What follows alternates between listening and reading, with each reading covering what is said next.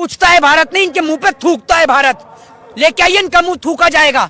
पूछता है भारत, बहुत दिन सुन लिया। क्या पूछता है भारत?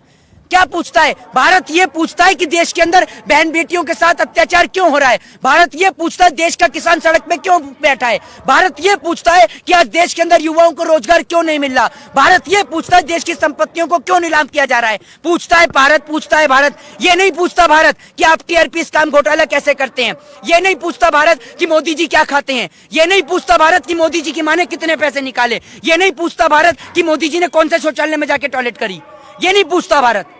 आपने दलाली की सारी सरहद और सीमाओं को क्रॉस कर दिया है यार। आप लोगों ने इतना स्तर गिरा दिया, कम से कम सोच के देखिए कुछ गरिमा मान मर्यादा को।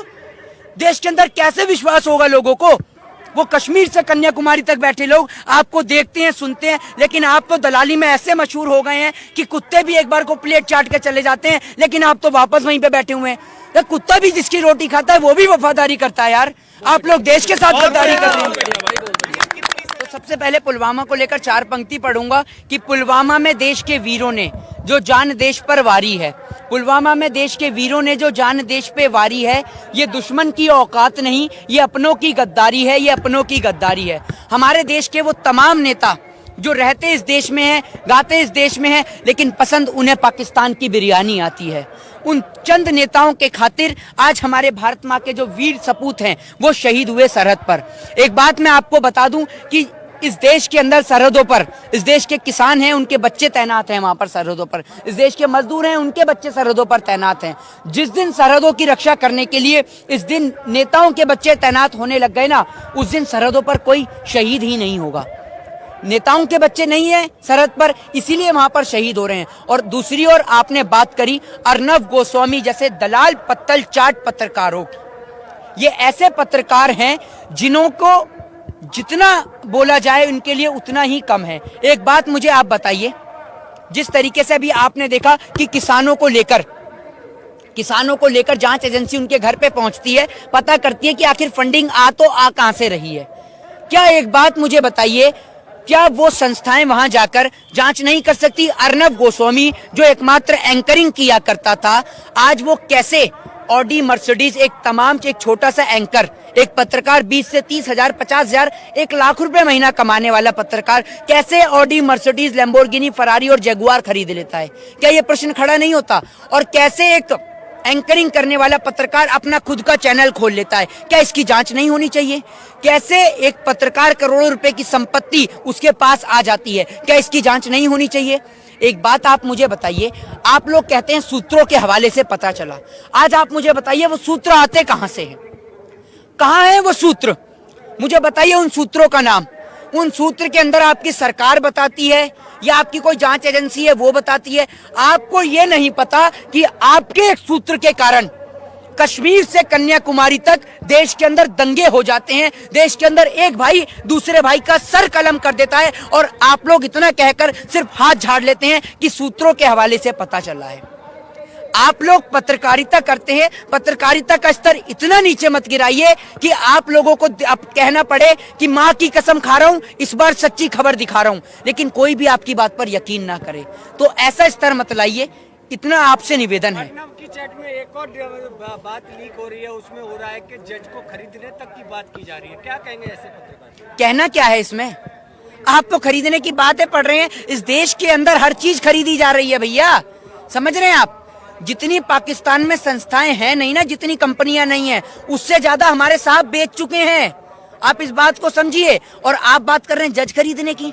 चलिए शुक्र है आपने, पहली बार मैंने भी सुना कि कुछ खरीदा तो जा रहा है, वरना तो देश में सब कुछ बिकने की बात चल रही थी। एयर इंडिया हो, BSNL हो, MTNL हो, तमाम तरीके की संस्थाएं हो, बिकी रही थी। चलो आपने बताया कि ये भी खरीदा भी जा रहा है। खरीद रहे हैं। अरे भैया, अर्नब गोस्वामी जैसे दलाल पत्रकार, आज आप समझ रहे हैं ना कि जेल में अगर गया था तो क्यों गया था? बिल्कुल सही गया था। और हम लोग पूर्ण रूप से, मैं महाराष्ट्र पुलिस को सैल्यूट करता हूं, दिल से सैल्यूट करता हूं कि अर्नब गोस्वामी जैसे दलाल पत्तल चाट पत्रकारों की असली जगह है तो वो जेल के अंदर ही है। और इसके ऊपर CBI जांच को गठित किया जाना चाहिए और देश के प्रधानमंत्री जी से इस बात का स्टेटमेंट लिया जाना चाहिए कि आखिर आप इसको लेकर अपनी क्या राय रखते हैं।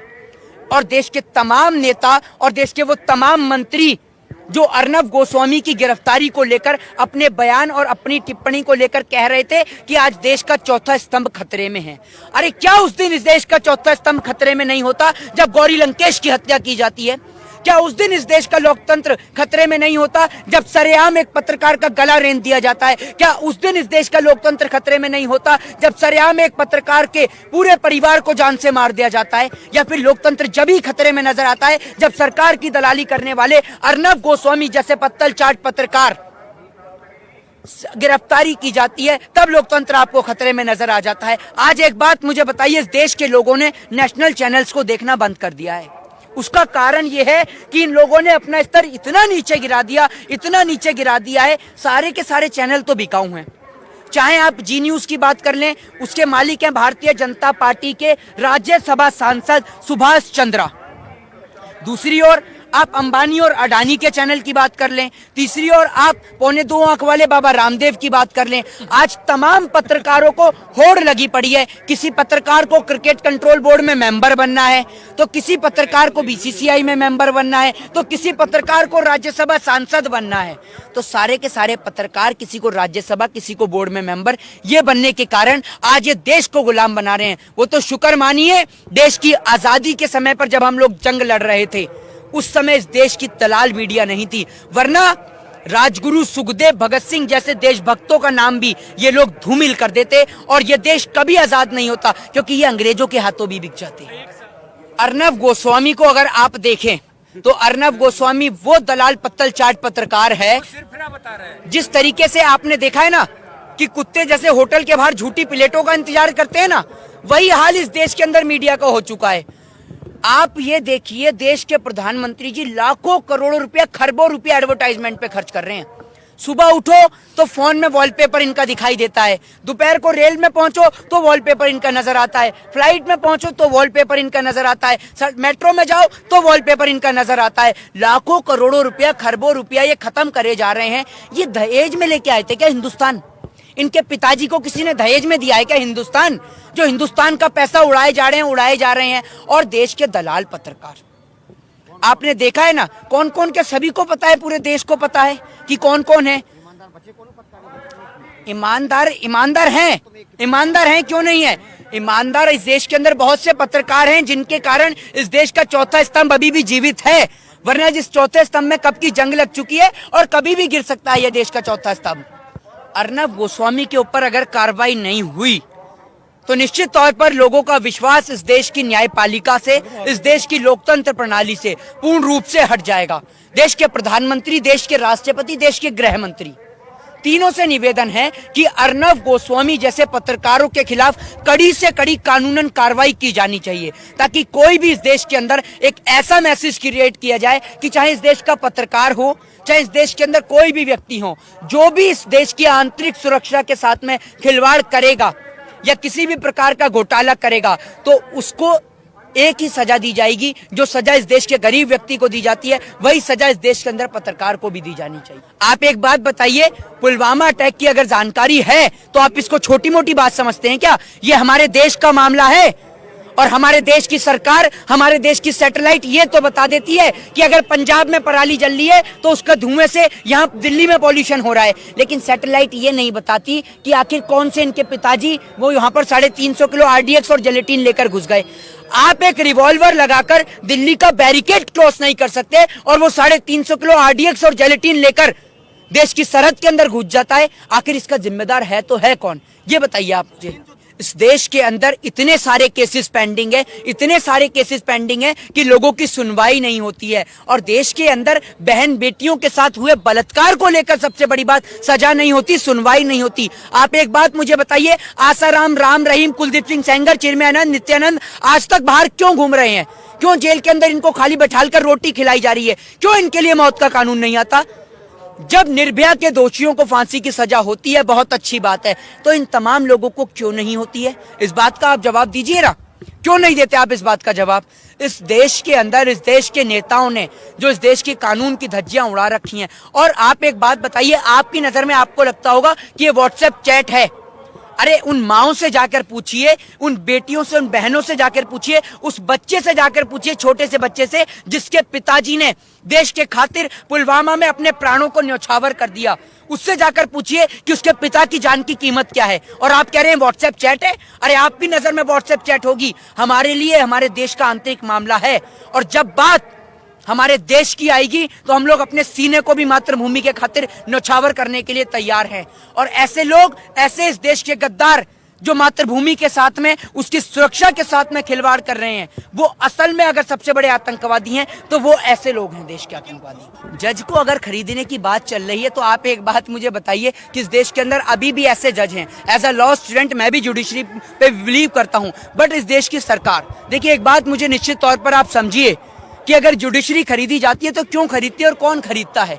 आखिर कहीं ना कहीं जज के ऊपर प्रेशर डाला जाता है, उसको प्रेशराइज किया जाता है, जिस कारण जज बिकता है। लेकिन इस देश की जुडिशरी पे आज भी देश के लोग बिलीव करते हैं। और अगर लोग जुडिशरी में नहीं जाएंगे तो कहां जाएंगे जनाब? जज तो खरीदे कहां जाएंगे? आज भी इस देश के अंदर ऐसे जज हैं जो निष्पक्षता करते हैं, जिन लोगों को मरना मंजूर है लेकिन देश का, भारत माँ का सौदा करना हरगिज मंजूर नहीं है।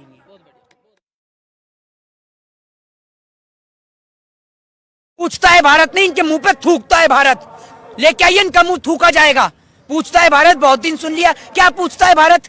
क्या पूछता है भारत? ये पूछता है कि देश के अंदर बहन बेटियों के साथ अत्याचार क्यों हो रहा है। भारत ये पूछता है देश का किसान सड़क पे क्यों बैठा है। भारत ये पूछता है कि आज देश के अंदर युवाओं को रोजगार क्यों नहीं मिल रहा। भारत ये पूछता है देश की संपत्तियों को क्यों नीलाम किया जा रहा है। पूछता है भारत, पूछता है भारत। ये नहीं पूछता भारत कि आप टीआरपी स्कैम घोटाला कैसे करते हैं। ये नहीं पूछता भारत कि मोदी जी क्या खाते हैं। ये नहीं पूछता भारत कि मोदी जी की मां ने कितने पैसे निकाले। ये नहीं पूछता भारत कि मोदी जी ने कौन से शौचालय में जाके टॉयलेट करी।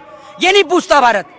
आपने दलाली की सारी सरहद और सीमाओं को क्रॉस कर दिया है यार। आप लोगों ने इतना स्तर गिरा दिया, कम से कम सोच के देखिए कुछ गरिमा मान मर्यादा को।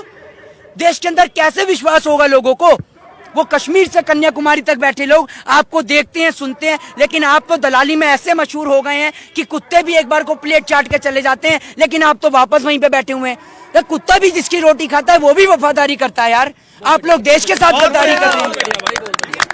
सबसे पहले पुलवामा को लेकर 4 पंक्ति पढ़ूंगा कि पुलवामा में देश के वीरों ने जो जान देश पर वारी है। पुलवामा में देश के वीरों ने जो जान देश पे वारी है। ये दुश्मन की औकात नहीं, ये अपनों की गद्दारी है, ये अपनों की गद्दारी है। हमारे देश के वो तमाम नेता जो रहते इस देश में हैं, गाते इस देश में हैं, लेकिन पसंद उन्हें पाकिस्तान की बिरयानी आती है। उन चंद नेताओं के खातिर आज हमारे भारत माँ के जो वीर सपूत हैं वो शहीद हुए सरहद पर। एक बात मैं आपको बता दूं कि इस देश के अंदर सरहदों पर इस देश के किसान हैं, उनके बच्चे तैनात हैं वहां पर सरहदों पर। इस देश के मजदूर हैं, उनके बच्चे सरहदों पर तैनात हैं। जिस दिन सरहदों की रक्षा करने के लिए इस दिन नेताओं के बच्चे तैनात होने लग गए ना, उस दिन सरहदों पर कोई शहीद ही नहीं होगा। नेताओं के बच्चे नहीं है सरहद पर, इसीलिए वहां पर शहीद हो रहे हैं। और दूसरी ओर आपने बात करी अर्नब गोस्वामी जैसे दलाल पत्तल चाट पत्रकारों की। ये ऐसे पत्रकार हैं जिन्हों को जितना बोला जाए उनके लिए उतना ही कम है। एक बात मुझे आप बताइए, जिस तरीके से अभी आपने देखा कि किसानों को लेकर जांच एजेंसी उनके घर पे पहुंचती है, पता करती है कि आखिर फंडिंग आ कहां से रही है।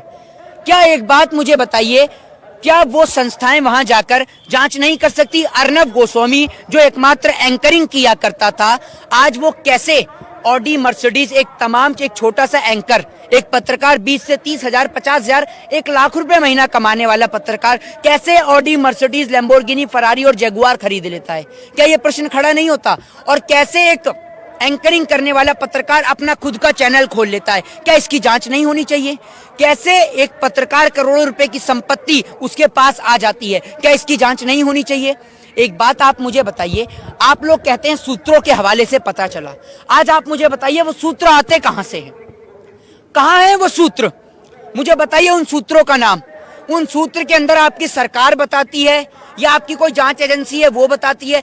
आपको ये नहीं पता कि आपके एक सूत्र के कारण कश्मीर से कन्याकुमारी तक देश के अंदर दंगे हो जाते हैं। देश के अंदर एक भाई दूसरे भाई का सर कलम कर देता है और आप लोग इतना कहकर सिर्फ हाथ झाड़ लेते हैं कि सूत्रों के हवाले से पता चला है। आप लोग पत्रकारिता करते हैं, पत्रकारिता का स्तर इतना नीचे मत गिराइए कि आप लोगों को अब कहना पड़े कि माँ की कसम खा रहा हूं, इस बार सच्ची खबर दिखा रहा हूं, लेकिन कोई भी आपकी बात पर यकीन ना करे। तो ऐसा स्तर मत लाइए, इतना आपसे निवेदन है। पटना की चैट में एक और बात लीक हो रही है, उसमें हो रहा है कि जज को खरीदने तक की बात की जा रही है। क्या कहेंगे ऐसे पत्रकार? कहना क्या है इसमें? आप तो खरीदने की बातें पढ़ रहे हैं। इस देश के अंदर हर चीज खरीदी जा रही है भैया, समझ रहे हैं आप?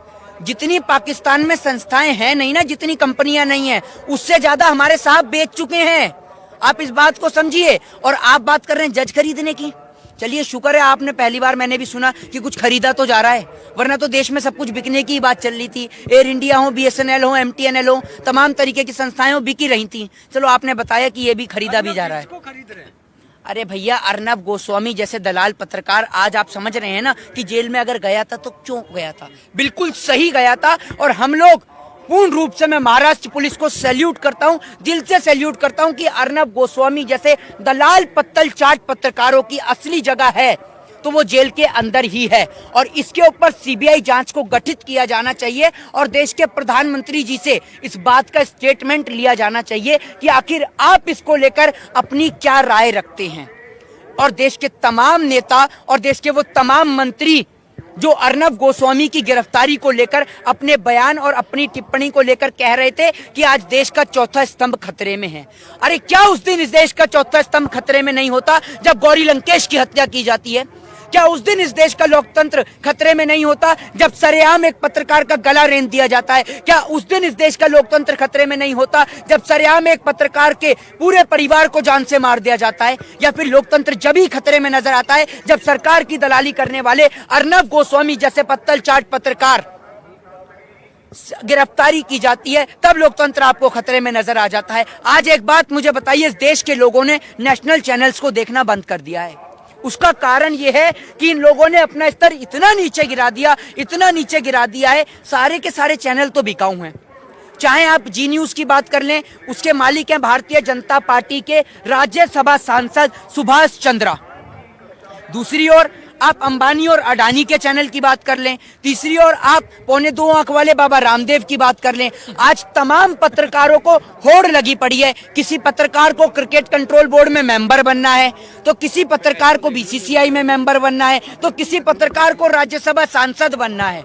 तो सारे के सारे पत्रकार किसी को राज्यसभा, किसी को बोर्ड में मेंबर, ये बनने के कारण आज ये देश को गुलाम बना रहे हैं। वो तो शुक्र मानिए, देश की आजादी के समय पर जब हम लोग जंग लड़ रहे थे उस समय इस देश की दलाल मीडिया नहीं थी, वरना राजगुरु सुखदेव भगत सिंह जैसे देशभक्तों का नाम भी ये लोग धूमिल कर देते और ये देश कभी आजाद नहीं होता, क्योंकि ये अंग्रेजों के हाथों भी बिक जाते। अर्नब गोस्वामी को अगर आप देखें तो अर्नब गोस्वामी वो दलाल पत्तल चाट पत्रकार है, जिस तरीके से आपने देखा है ना कि कुत्ते जैसे होटल के बाहर झूठी प्लेटों का इंतजार करते हैं ना, वही हाल इस देश के अंदर मीडिया का हो चुका है। आप ये देखिए, देश के प्रधानमंत्री जी लाखों करोड़ों रुपया, खरबों रुपया एडवर्टाइजमेंट पे खर्च कर रहे हैं। सुबह उठो तो फोन में वॉलपेपर इनका दिखाई देता है, दोपहर को रेल में पहुंचो तो वॉलपेपर इनका नजर आता है, फ्लाइट में पहुंचो तो वॉलपेपर इनका नजर आता है, मेट्रो में जाओ तो वॉलपेपर इनका नजर आता है। लाखों करोड़ों रुपया, खरबों रुपया ये खत्म करे जा रहे हैं। ये दहेज में लेके आए थे क्या हिंदुस्तान? इनके पिताजी को किसी ने दहेज में दिया है क्या हिंदुस्तान? जो हिंदुस्तान का पैसा उड़ाए जा रहे हैं। और देश के दलाल पत्रकार, आपने देखा है ना कौन कौन के, सभी को पता है, पूरे देश को पता है कि कौन कौन है ईमानदार। ईमानदार हैं, क्यों नहीं है ईमानदार? इस देश के अंदर बहुत से पत्रकार हैं जिनके कारण इस देश का चौथा स्तंभ अभी भी जीवित है, वरना जिस चौथे स्तंभ में कब की जंग लग चुकी है और कभी भी गिर सकता है यह देश का चौथा स्तंभ। अर्नब गोस्वामी के ऊपर अगर कार्रवाई नहीं हुई तो निश्चित तौर पर लोगों का विश्वास इस देश की न्यायपालिका से, इस देश की लोकतंत्र प्रणाली से पूर्ण रूप से हट जाएगा। देश के प्रधानमंत्री, देश के राष्ट्रपति, देश के गृह मंत्री, तीनों से निवेदन है कि अर्नब गोस्वामी जैसे पत्रकारों के खिलाफ कड़ी से कड़ी कानूनन कार्रवाई की जानी चाहिए, ताकि कोई भी इस देश के अंदर एक ऐसा मैसेज क्रिएट किया जाए कि चाहे इस देश का पत्रकार हो, चाहे इस देश के अंदर कोई भी व्यक्ति हो, जो भी इस देश की आंतरिक सुरक्षा के साथ में खिलवाड़ करेगा या किसी भी प्रकार का घोटाला करेगा तो उसको एक ही सजा दी जाएगी, जो सजा इस देश के गरीब व्यक्ति को दी जाती है वही सजा इस देश के अंदर पत्रकार को भी दी जानी चाहिए। आप एक बात बताइए, पुलवामा अटैक की अगर जानकारी है तो आप इसको छोटी मोटी बात समझते हैं क्या? ये हमारे देश का मामला है और हमारे देश की सरकार, हमारे देश की सैटेलाइट ये तो बता देती है कि अगर पंजाब में पराली जल रही है तो उसका धुएं से यहाँ दिल्ली में पॉल्यूशन हो रहा है, लेकिन सैटेलाइट ये नहीं बताती कि आखिर कौन से इनके पिताजी वो यहाँ पर 350 किलो RDX और जिलेटिन लेकर घुस गए। आप एक रिवॉल्वर लगाकर दिल्ली का बैरिकेड क्रॉस नहीं कर सकते और वो 350 किलो RDX और जिलेटिन लेकर देश की सरहद के अंदर घुस जाता है। आखिर इसका जिम्मेदार है तो है कौन, ये बताइए आप मुझे। इस देश के अंदर इतने सारे केसेस पेंडिंग है, इतने सारे केसेस पेंडिंग है कि लोगों की सुनवाई नहीं होती है। और देश के अंदर बहन बेटियों के साथ हुए बलात्कार को लेकर सबसे बड़ी बात, सजा नहीं होती, सुनवाई नहीं होती। आप एक बात मुझे बताइए, आसाराम, राम रहीम, कुलदीप सिंह सेंगर, चिन्मयानंद, नित्यानंद आज तक बाहर क्यों घूम रहे हैं? क्यों जेल के अंदर इनको खाली बैठालकर रोटी खिलाई जा रही है? क्यों इनके लिए मौत का कानून नहीं आता? जब निर्भया के दोषियों को फांसी की सजा होती है, बहुत अच्छी बात है, तो इन तमाम लोगों को क्यों नहीं होती है? इस बात का आप जवाब दीजिए ना, क्यों नहीं देते आप इस बात का जवाब? इस देश के अंदर, इस देश के नेताओं ने जो इस देश के कानून की धज्जियां उड़ा रखी हैं। और आप एक बात बताइए, आपकी नजर में आपको लगता होगा कि ये व्हाट्सएप चैट है? अरे उन माओं से जाकर पूछिए, उन बेटियों से, उन बहनों से जाकर पूछिए, उस बच्चे से जाकर पूछिए, छोटे से बच्चे से जिसके पिताजी ने देश के खातिर पुलवामा में अपने प्राणों को न्यौछावर कर दिया, उससे जाकर पूछिए कि उसके पिता की जान की कीमत क्या है। और आप कह रहे हैं व्हाट्सएप चैट है? अरे आपकी नजर में व्हाट्सएप चैट होगी, हमारे लिए हमारे देश का आंतरिक मामला है। और जब बात हमारे देश की आएगी तो हम लोग अपने सीने को भी मातृभूमि के खातिर न्यौछावर करने के लिए तैयार हैं। और ऐसे लोग, ऐसे इस देश के गद्दार जो मातृभूमि के साथ में, उसकी सुरक्षा के साथ में खिलवाड़ कर रहे हैं, वो असल में अगर सबसे बड़े आतंकवादी हैं तो वो ऐसे लोग हैं, देश के आतंकवादी। जज को अगर खरीदने की बात चल रही है तो आप एक बात मुझे बताइए कि इस देश के अंदर अभी भी ऐसे जज हैं। एज अ लॉ स्टूडेंट मैं भी जुडिशरी पे बिलीव करता हूं, बट इस देश की सरकार, देखिए एक बात मुझे निश्चित तौर पर आप समझिए कि अगर जुडिशरी खरीदी जाती है तो क्यों खरीदती है और कौन खरीदता है? आखिर कहीं ना कहीं जज के ऊपर प्रेशर डाला जाता है, उसको प्रेशराइज किया जाता है, जिस कारण जज बिकता है। लेकिन इस देश की जुडिशरी पे आज भी देश के लोग बिलीव करते हैं। और अगर लोग जुडिशरी में नहीं जाएंगे तो कहां जाएंगे जनाब? जज तो खरीदे जाओगे, कहां जाएंगे? आज भी इस देश के अंदर ऐसे जज हैं जो निष्पक्षता करते हैं, जिन लोगों को मरना मंजूर है, लेकिन देश का, भारत माँ का सौदा करना हरगिज मंजूर नहीं।